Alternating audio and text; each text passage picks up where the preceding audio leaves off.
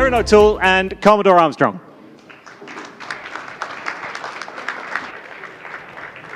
Well, thank you very much. We're going to do a session that will feature a lot of discussion of submarines. It's being moderated by somebody who was in the Air Force hunting submarines, so there's a kind of an irony in that. But first, I want to say a couple words about our special guest. Commodore Jason Armstrong is the Director General of Naval Force Development, so looking at the patrol submarine program. Served 35 years in uniform for Canada.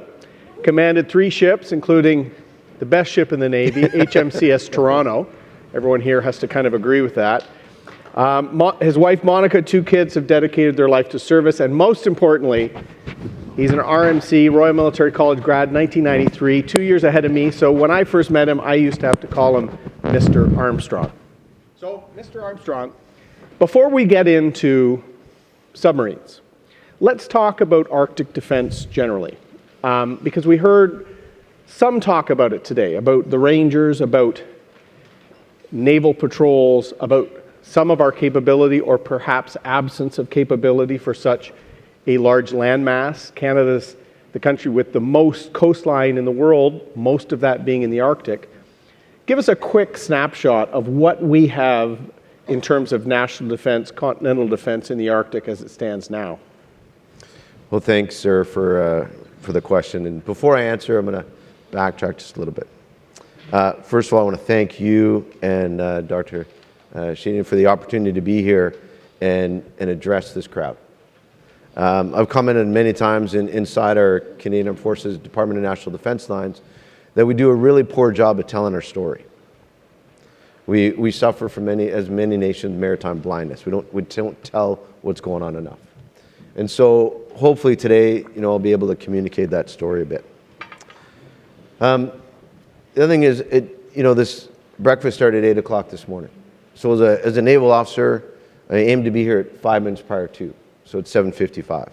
Because I thought that everybody else would have that same timing. And so I came in, I was greeted by the staff, and to the staff, thank you for putting this on. I had the whole room to myself. So I thought for a second I was in the wrong venue. And you never want that to happen. Today, like you said, sir, here to talk about the Navy, the submarine project, and I want to engage with you. If I can leave you with one message, is that there will always be a Navy in our waters. It is up to us collectively to determine whose Navy that is.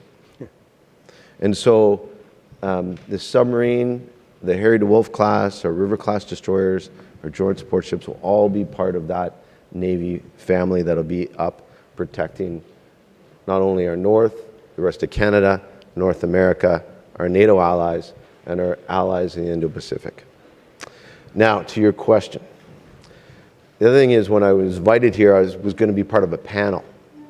And I looked at my ambassador colleagues and I was like, wow, there's 6 of them. And so there's no heat when there's 6 of you, because then they're going to, who actually owns Santa Claus? He's actually Canadian. He's wearing a red and white jacket. Like, I don't know what else is there. All right. Here, here. To your question, and I can't remember the question now, and I'm hopefully what that was assets it. Yeah, do we have? I know, sir, I know. I wish we could go back to when I was a 4th year and you were a 1st year. That would make things more comfortable. But Minister Anand announces NORAD modernization, $40 billion in 2022. And I'll speak candidly, freely. I'll probably get in trouble. There's a public affairs officer in the room. But a long time in coming. But the capability that NORAD modernization will bring to the north, or augment the capability we already have, C5 ISR, so command, control, communications, computers, cyber. Who knew cyber was a thing? Intelligence, surveillance, and reconnaissance.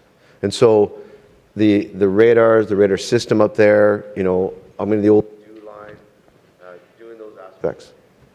The other thing you need to have, besides just knowing what's in the area, is having an effector. And when I say effector, to be very clear, have lethal force as a sovereign nation. You need to be able to influence that, and saying stop, please stop again, may not do what you need it to do. And so Harry DeWolf class is a constabulary vessel. It's very, very minimally armed, like a deck gun. But the submarine will have lethal presence. I know that Honourable Erin O'Toole was a Sea King navigator. And when you're in the Navy, the best job in the Navy is a Sea King navigator. The worst job in the Air Force is a Sea King navigator. But, you know, having the ability to, when a submarine's in an area, it changes everything we do in the maritime environment. We'll put it in perspective. I've deployed a number of times, Indo-Pacific, NATO, the Persian Gulf. When the Iranians would sail their submarine, and it's an old submarine, folks, and we assumed that it sailed out about a mile or two, submerged, and just stayed there and hoped they could refloat the boat. But it changed the entire U.S. naval forces. They exited the Persian Gulf, they increased their air assets, their patrol vessels, all the rest, because they had to locate that submarine or make sure it wasn't in the path of the carrier battle groups. They changed everything. One submarine in the Straits of Malacca, remember a couple of years ago the Suez Canal was blocked? It would change the battle space. We put a submarine, there's active Russian and Chinese vessels in the Arctic. And we talked about the Russians being there. You know, we could argue who has more, Canada, okay? But they're there. In order to have a persistent present, we need a submarine. We can keep eyes on what they're doing. We can report back, and we have lethal force and effector to do something if we ever needed to. And that's what a submarine brings to the fight. So just a quick summary, yes, the NORAD mod, a great deal for the RRCF, the Air Force. Some for the Navy, very small, not as much as I would have liked. And it'll lead into another question about underwater warfare capability. But we're looking forward to having that submarine as the effector in the north. Sir. Perfect. So that set the stage. But, you know, I'm not assuming everyone in the crowd is an expert on subsurface warfare. But they hear a lot about AUKUS. They hear a lot about the Quad, these organizations that Canada's not a part of. Let's just break that down for a minute. The Canada Patrol Submarine Program will be for a conventional diesel submarine, a modern one. But some people might ask, why doesn't Canada, with its vast Arctic presence, have a nuclear submarine? Why aren't we part of AUKUS? Could you just talk about why for a moment, just so that people have better understanding nuclear versus conventional diesel? Perfect, thank you. Just a quick question. Who here has served in the Canadian Armed Forces or their armed forces? Thank you very much for your service, all right? And if you're anti-submarine warfare experts and you disagree with anything I've said, just wait till after I'm unmiked, okay? So the first thing is, the submarine that Canada is looking to purchase, the Canadian Patrol Submarine, diesel electric, will meet our requirements for our security sovereignty in the north. It'll offer stealth, persistence, and lethality, and a capability we've not had with the Victoria class or before. And so it meets our needs. The second thing you need to know about the submarine project is time. So the Victoria class was actually was the submarine life extension program from the Oberon class from the 1992. And when we purchased the Victoria class, it was just to bridge a gap for the Navy to stay in the submarine business. Like I said, a submarine is a strategic deterrent. Nothing else in our order of battle can do what a submarine can do. And so it bridges a gap. Now, there's many, many issues with the Victoria class, and some of them the Navy owns, others, whatever. But it does its job for what we need, and it carries on to bridge this gap. The Canadian Patrol Submarine is the gap, or the end of that bridge. And so it can meet our objectives in the Arctic. But it's getting old. And so it will start to decommission in 2034. And then they're every 2 years after. And so we need to have a submarine in Canada by 2035. Earlier if we can get it. Earlier if we can get it. And so those of you that are aware, the submarines will be about 50 years old by 2035. Who here has a 50-year-old car? No one. Okay, I have a 25-year-old Volvo. I love that car, and it runs really, really well. It's got almost 400,000 kilometers on it. But it takes a lot of maintenance time. My mechanic loves me. I put 2 kids through university, okay? So time is a factor for the submarine. The last thing I'll say is that purchasing a nuclear submarine is a multi-generational commitment. This is 100 years you're signing up for a class of submarine like that, because you own it from cradle to grave. The Royal Navy just decommissioned one of their nuclear reactors from the first class submarine 50 years after the boat came out of the water. And so you own that, and you have to take care of it. The other thing is that the Navy's looked at this, and we knew the question would come up. We've tried this a few times before, but the Navy knew the question was coming. We did our homework. So in terms of, and I'll talk about people and infrastructure, not costs, but people and infrastructure is just 2 examples. So the crew size of a diesel electric submarine that we're looking for that meets our high-level mandatory requirements is about 40. For a nuclear submarine for the US, it's about 130. If you've heard our Admiral speak, we're about 1,500 short in the Navy. Our total naval force is about 7,500. We should be closer to 9, maybe even 10. And so the crew size alone would be detrimental to us. To run a nuclear program, the US Navy has 6,000 people working in their nuclear department for their carrier groups, their submarine force. Now, we wouldn't need to create a group that size, but would be comparable. When we talked to, I just read a recent article, the Royal Australian Navy is looking to grow by 8,000 nuclear engineers. There's a great question in the back from a 4th-year engineering student. If you're in nuclear engineering, you got a career path. Of course, you have to move to Australia. But 8,000 people to support that submarine force coming in. We don't have the people, and we don't have the growth. Again, we're going to be out of the submarine business by 2035 when our Victoria class starts paying off. So we need to have those people. It takes 20 years to grow that. The last one is, and just quickly, infrastructure. We don't have currently the infrastructure to support a nuclear submarine base. Nuclear submarine bases are separate than the rest of the US Navy bases, right? They have nuclear reactors, they have weapons, there's an amount of security around them. They're in separate bases. They wouldn't be berthed in CFB Esquimalt or CFB Halifax. Right downtown Halifax, a nuclear reactor, people might get a little agitated, concerned. Now they're safe, like good. But the level of security and infrastructure to go support them would be astronomically. We couldn't do it in our 2 bases. We'd have to create a 3rd base. Now, maybe that's Labrador, maybe that's Prince Rupert. I'm not sure, but we would have to create that. Currently, we can sustain and have the diesel electric submarines in our bases fairly easy. And so those 2 factors, personnel and infrastructure, make it prohibitive right now.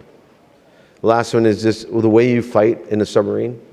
A nuclear submarine is more of maneuver, like they have speed, endurance. Like there's no doubt, like they're just faster, right? They don't need to recharge batteries. But a diesel electric is presence, deterrence, and be static. And so envision we need to patrol for Russian vessels, submarines. We're denying them areas in the Arctic. As soon as a submarine sails, like we talked about the Iranian example, you start going, okay, where is it? You have to find it. And so we sail the submarine up, we say it's going to deploy to the Arctic, everybody knows it's going to be around. It pops up, in Cabo San Lucas. I don't know, they went wrong. But we have to be concerned about it, all right? They'd be in a lot of trouble if they didn't go to the Arctic and we told them to go there, so. But those factors alone, the Navy, not now, not this generation. Thank you. I think that's important because a lot of people will say, to keep our strong alliance, we have to be part of AUKUS. That means we have to pay the big price. It's not just financial. We don't have the personnel. We don't have the the actual base infrastructure. We don't really have the engineering specialty, even though we are one of the early pioneers of nuclear for electricity generation. So you've talked about the two bases, and I'm going to zero in now on what you're looking for. So we don't have a base in the Arctic. The Nanisivik project that Prime Minister Harper announced, and I was part of that government, that's still not complete. Shows the challenge of infrastructure in the north. But we're going to be sailing this new submarine out of Halifax and out of Esquimalt, British Columbia. But it has to patrol in the Arctic. So talk to us about the range requirements, Jason, and talk to us about what a patrol looks like in the Arctic. Because as you said, once an asset of a submarine is there at a gathering point in the Northwest Passage, it changes the game operationally. But craft a mission for us, out of Esquimalt, for example. What does this submarine we're going to acquire need to do? So those of you that maybe understand Canadian defense procurement, and I've been doing this business for 8 years, honestly, I don't understand it all. But we draft, in my office, drafts high-level mandatory requirements for the submarine project. And there's 4 key ones. So I talked about time. First of all, like we have to replace the submarine. First delivery in Canada, 2035. First operational deployment, 2037. The second one is Arctic capable. It has to be able to, and I pull up this slide here, it has to be able to deploy to the Arctic. So 3,500 nautical miles from Esquimalt through the Bering Strait, conduct a 21-day patrol and return home safely. And the Bering Strait is a tough area to operate in. Those that have sailed or understand, and sir, you would know better than any of us. It's shallow in terms of submarine depth and how they get through there. The currents are massive. It's a tough place. A little bit easier from Halifax to get to the north, and we base majority of our Harry DeWolf class out of there. But so it's got to be able to the endurance to get there. And again, our fourth-year engineering student talked about, like, climate change is real. The environment up there is pristine, and we need to protect it. So as good, Government of Canada and corporate citizens, we want to make sure that it's environmentally compliant as possible. And so we need to be able to operate there. So time, endurance, Arctic capable. When we think about Arctic capable and you talk about like the nuclear submarines, we have this vision in our head, and those of you that have a bit more gray hair and the beard like myself will remember movies of like Firefox Down and those things where the submarine punches through the ice, right? They set up a camp. There's very, very few American submarines that actually are able to do that. They actually make sure it's only first-year ice they're punching up through. And so those hulls, the towers are reinforced. They go through like the minimal ice they can, and they go through. And so the Canadian vision is that, yes, we may have to transit under ice, but we're not trying to punch up through ice. Like, that's not the goal. Is there one more? So Arctic, endurance, time, lethality. So the current Victoria class has anti-torpedo or anti-ship torpedoes, anti-submarine torpedoes. So their range is limited to that. I think if you Google Janes, you're probably looking at 15, 20 miles. Don't get me wrong, a torpedo, like that was the scariest thing in a ship is that you're struck by a torpedo. It'll take out a class, the Halifax class, in about 45 seconds. Like, again, YouTube, RIMPAC, torpedo firing, and you just watch this thing crack in half. It's not too bad for the Air Force because Mr. O'Toole flew off and he thought he was safe, but then realized he actually had to come home at some point. Yeah. The submarine that we're looking at will also have anti-surface missiles. So be able to strike a ship that's hunting it. And again, because we're going to take away that capability, it's really a self-defense weapon. And the last thing it will have is a land attack component. So yes, we're focused here today on the Arctic, and yes, it needs to have the range and endurance. It needs to be able to sail into the Arctic, patrol there. But the submarine will also be used as part of NATO. It'll also be used in the Indo-Pacific. And it'll give the Government of Canada options. You can reach out and now touch somebody with a land attack missile. You can interrupt shipping. You can do intelligence, surveillance, reconnaissance off their coast. You can feed back to us. It's one of those assets that can do everything. And so, that's a real crucial capability. And again, we're focused on the Arctic. Can it operate there first? And then what else can it do? So range, because it's coming, as you said, a challenging journey to get to the Arctic. The statement of requirements will have a 21-day patrol up there with some lethality, as you said, but really the presence, sovereignty is security, as I think Meade or Luke said yesterday. If you don't have the presence, you don't necessarily have the sovereignty. But talk about that punching through the ice, because I think that would be people's thoughts. They would think, hey, a nuclear boat can go under and then punch up wherever it wants. A electric diesel has more limited time before it has to surface and vent. There is new technology, air-independent propulsion. So when you're talking operating in Arctic conditions or ice or near ice, what are you looking at here? You're looking at being able to be near a sea lane where there will be traffic so that you can sit there. There may be ice. Or are you going to require darting under the ice for 5 or 6 days?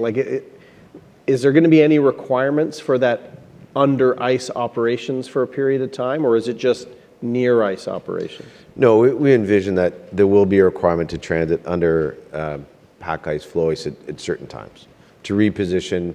The way the Arctic ice moves is that sometimes you could get caught. Harry DeWolf class is up there. We're up there with our Canadian Coast Guard counterparts, other Arctic nations, and you need to be very, very cognizant of where those ice packs are. And so we want the submarine to be able to maneuver under ice and to have that transit.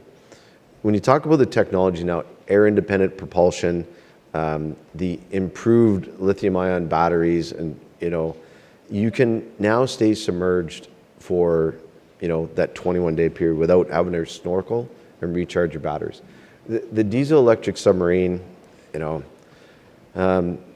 the way we detect it is they are so quiet. A diesel-electric submarine at 2 to 3 knots, loiter in an area, you may never hear them.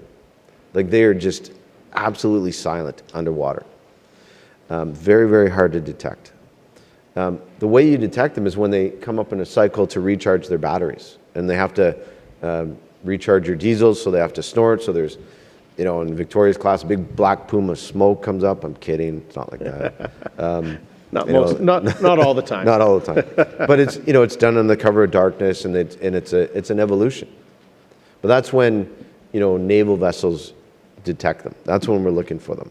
Those opportunities when they have to recharge their batteries. The new technology prevents the submarines don't have to do that anymore.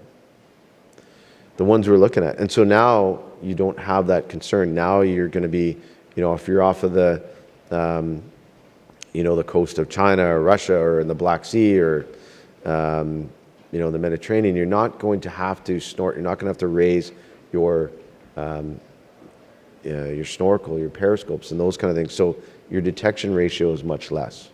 And so that's what we're looking at. Again, we'll be, if you can do it in the Arctic, we'll be able to do it overseas in deployment in any theater or any area of operations where we want to put a submarine. Yeah, as a former sub hunter, the best way to locate a sub was actually with radar. As soon as they pop something above the water, you get the radar hit. Otherwise, you're using active sonar or you're listening. So the new diesel electric, or what you're saying, is almost like the hybrid now. You will have the ability to transit, but when you go up there, submerge for a lot of your mission. And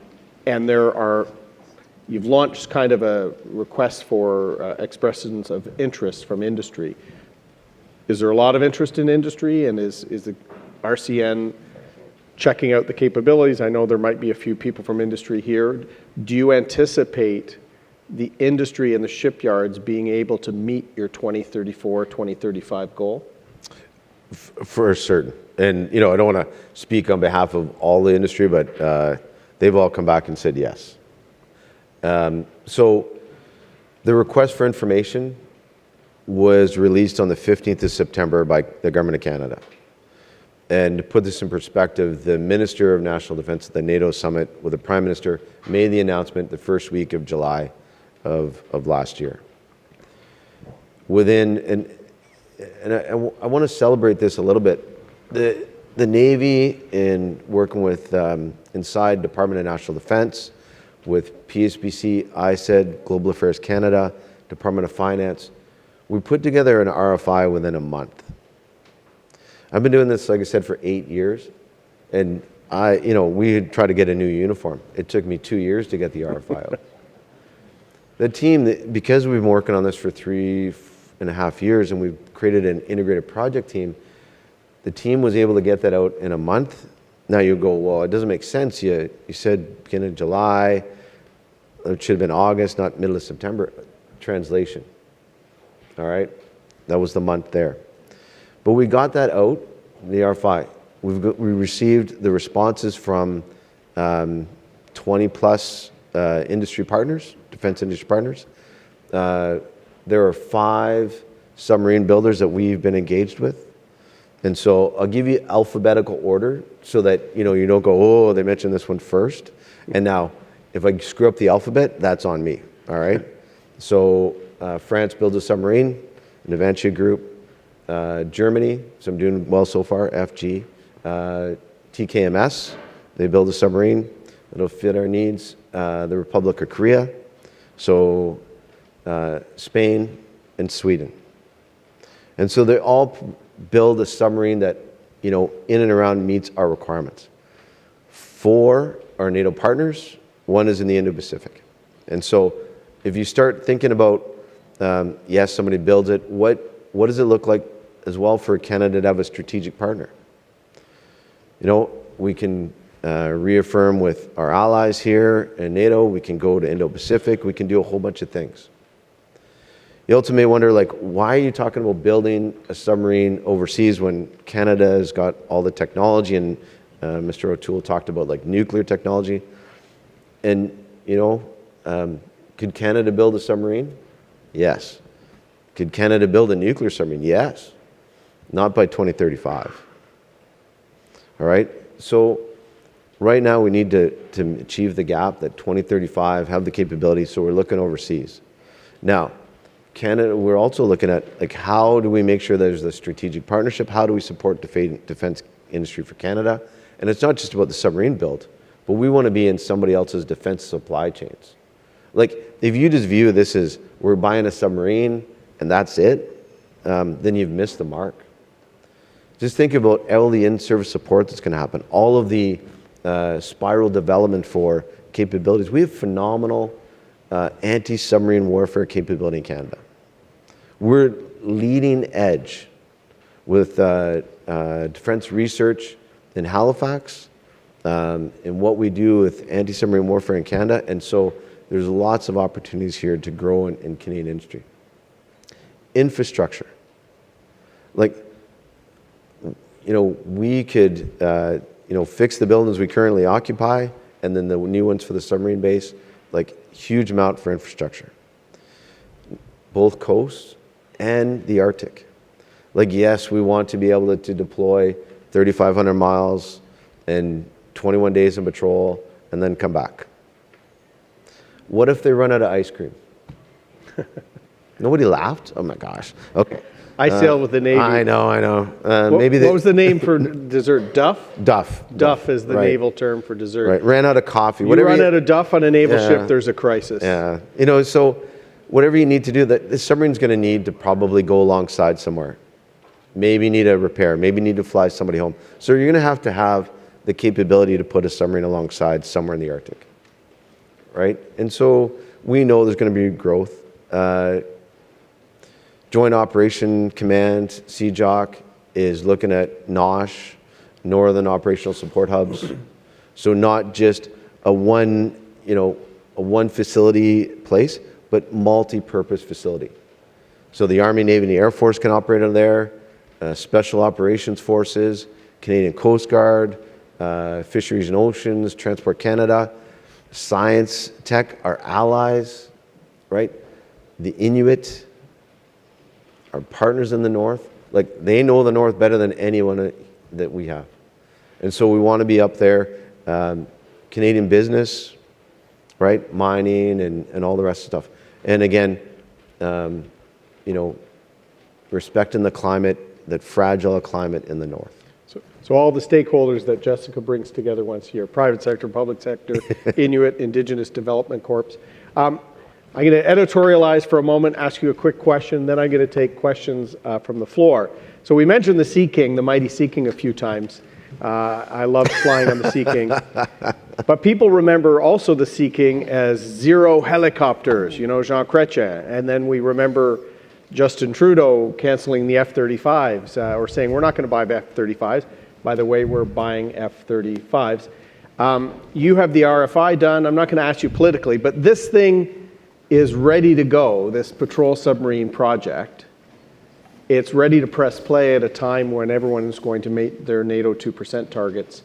Do you anticipate this being finalized before there might be an election on the horizon? And you know, Bob Zimmer will guarantee we'll get this done with a different government, I know, later, but how close are we to pushing play on this? Because there is an election looming, there's Trump. Are we ready to go? Are we going to call the full RFP shortly? You don't have to comment politically. No. So I do recall the conversation you and I had a few weeks ago about the invitation to come here. And Jessica, I really appreciate it. It's a great opportunity. But I may be paraphrasing a bit, but you said it'd be easy, there'd be a big panel, and if you get stuck, you can talk about the Leafs. I'm a huge Leafs fan. They won last night. They won last night. And, you know, so, yes, I think the Leafs are doing really well. They'll come back, and that the path to the Cup is clear. Okay. So No, but okay, I'll get you. I thought you didn't want to answer. No. So you're ready to go. So what I talked about before, like I've been doing this for 8 years. The project director, Commander Martin Byrne, and the project manager, the engineer, Commander Ashley Hunt, started this 4 years ago with when Admiral Robinson announced it at CADC Outlook. And what the team has done is, and I talked about the integrated project team, and they've reached out across not just our department. So we briefed everybody inside our department so that everybody understood what was going on, like human resources and public affairs and policy and all the rest internally. We've engaged PSPC and ISED and GAC and Department of Finance. Like I know, like first time in my career I've gone over to their buildings and talked to them about this and the importance of the submarine. And everybody's understand it. If those who've worked in Ottawa or done procurement, like, you know, the military brings a brown folder. Have you seen those brown folders? And if we think it's really important, we mark secret. But we bring that forward, but people don't understand like what the ship, aircraft, anything else. But this one, those that are working the bureaucracy, the public service, the director generals, the ADMs, know the importance of this. Like we've been touring the yards, they've seen the importance, and they're very supportive.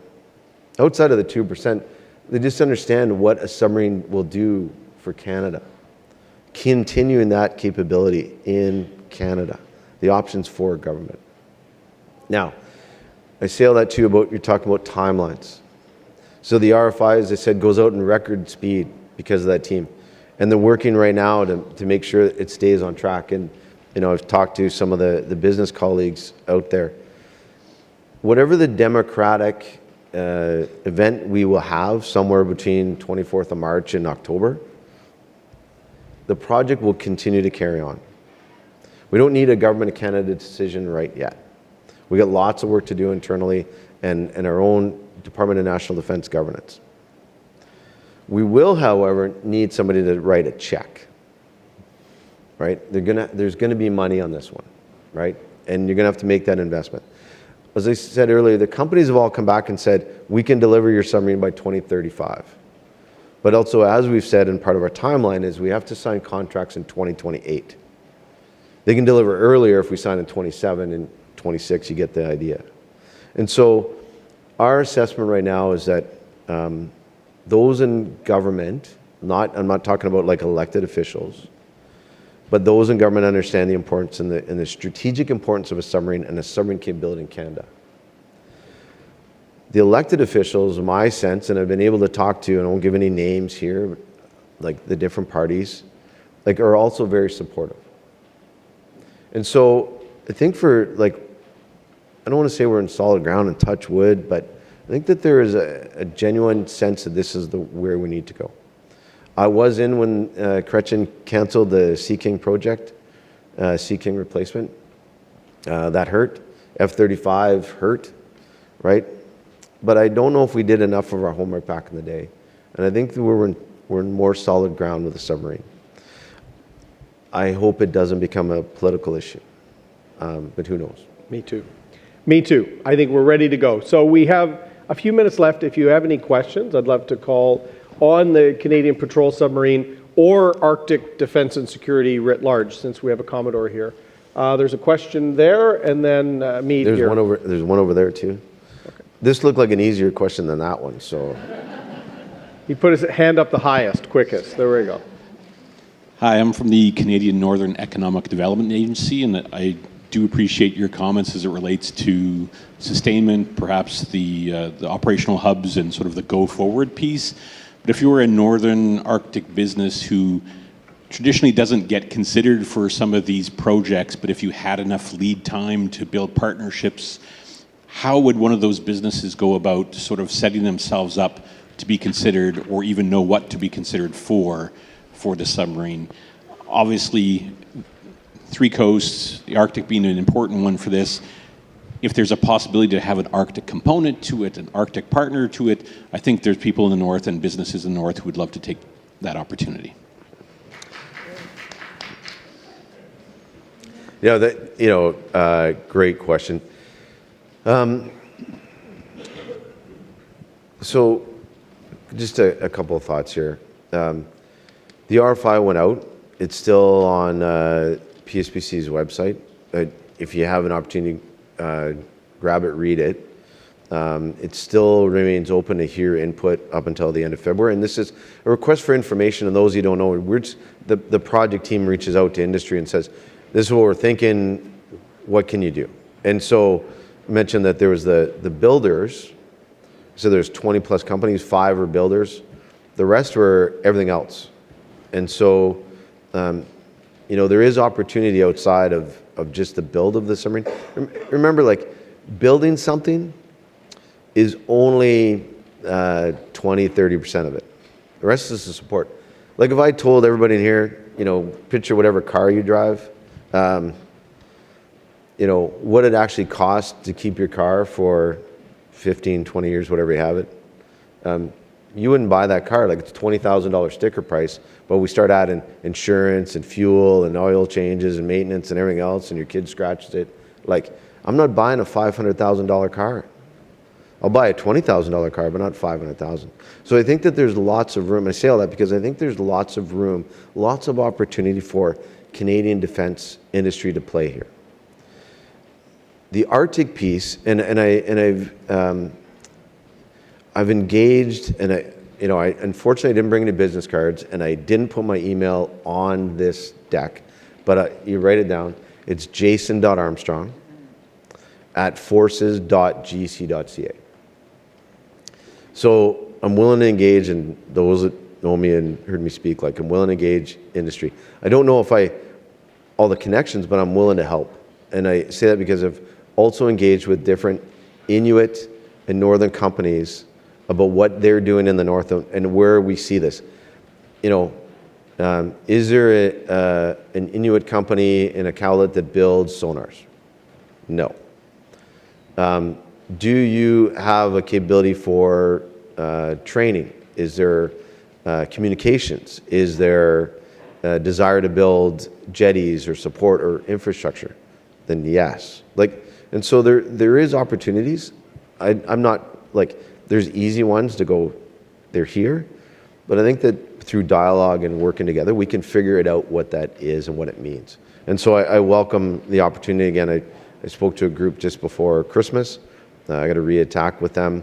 But we see that there's opportunities again for Canadian industry just right outside of the build. Thanks. Next question. Thank you. Hello, thank you. I'm going to ask my question not as a member of a group, but as myself, having lived and worked in the North for 50 plus years. I see the title, Canadian Patrol Submarine, period. So it tells me one submarine to patrol the North. So I guess it's a bit of a marketing thing that needs to be worked on. But if we're going to be serious about this, patrolling the North, we can't be running around to the Straits of Taiwan, to Panama, to the Suez Canal and everywhere else, and just, let's come on up here for once in a while just to say we're a presence.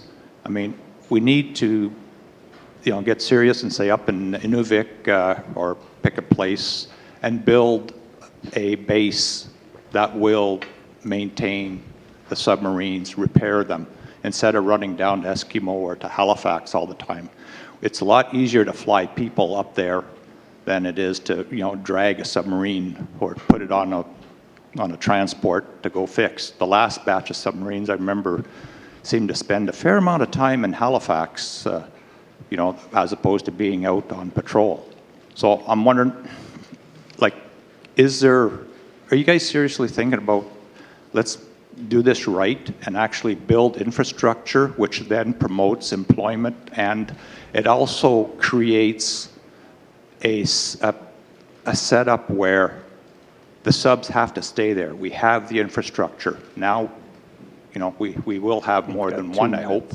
That's basically my question, is like one submarine, one patrol all over the world. I don't think we're doing the Arctic any service on this. Well, a great question. Thanks for that. And if we were just looking to purchase one submarine, I think I've failed in my job. What the requirement is 12. And 4 submarines provides you with one operational deployer, and we have 3 oceans to be present in, to be a strategic deterrent. And so 4 gets you one. One will always be in a deep maintenance cycle. One will be coming out of that cycle and ramping up for a deployment. So all the training you need to do and bringing in the crew and getting themselves worked up to a level to deploy. They'll be on a deployment or able to deploy anywhere from 6 to 12 months. And then there's another period where they ramp down. You can only keep a certain level of readiness, and then you come down and you're in that cycle. And so 4 roughly gets you one. So the requirement is 12, and I appreciate the opportunity to be able to explain that. With respect to building an entire base, potentially, I don't know. What we've looked at is how do we support and sustain a submarine, right? And so I was a little glib earlier when I said, it needs to come alongside for ice cream, but it will need to be alongside somewhere for whatever reason in the Arctic. And so, currently there's very, very few places that they can get into and get alongside for any period of time. And so, as I said earlier, CJOC is looking at those northern operational support hubs. And so it's not just fighter bases or a place for the Army, but it's also for Harry DeWolf class, it's for the submarines, and it's our ability to be there and present and operate. And it'll grow. And, as you're alluding to, things will break, it's a machine, things will happen, we'll need to fix it. Now, those are also very, very costly, and, those that understand, and you all know better the Arctic than I do, to build a house in the Arctic is way more complex than building it in southern Ontario, and way more costly. And so we need to make sure that we build the place in the right spot and invest properly and all the rest. And so I don't have the answer yet, but I know that the Canadian Armed Forces is looking at that in its entirety. So I do appreciate the question. Thank you very much. I got 20 seconds, or did I go over? You're over. This is on the other side? This is the other side. Well, thank you very much, ladies and gentlemen, and thank you, Commodore Armstrong, for your service and for your comments here today. Hey, thanks very much. Appreciate it.